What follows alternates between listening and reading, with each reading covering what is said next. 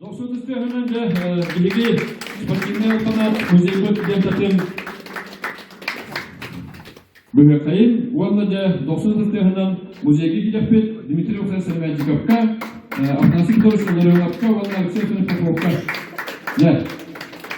Ya istedim ürünler bugün böyle bir seni verip almaktan Dimitri Oksan Selmancık'a. Kucaköy'den bugün bu ne kadar samı bastın çuğu bitiren sportmenlere o zaman da bu üstümüz gelecekler, ömürü vaktar. Sakayerger püskürtüre kamsahın süz sulunan bu bitirenler atırtan işitik istenlik dolguyu trenlere bir kumullar. Sakayerger spor sacıyından ağın işten bilen veya kıttan bilen doğa olmalı. Bu süz sulunan bir o bakan oğun kem olur.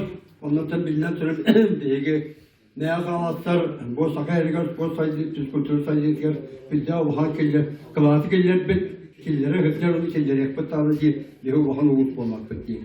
Ondan tabii egine kent tuttabıt egi soruya kalıyor egine eder çatlar köle katiye hidallar biler hidallar ister hidallar egi solgudun batıgan etse egi asbıda okudan kengeten söpsük tüpçalgı bu tüpçalın taharıgı bilden sonra bu hidya kalbak kalın ağırlığı püskürtüğünü spor egiter üleli hidallar.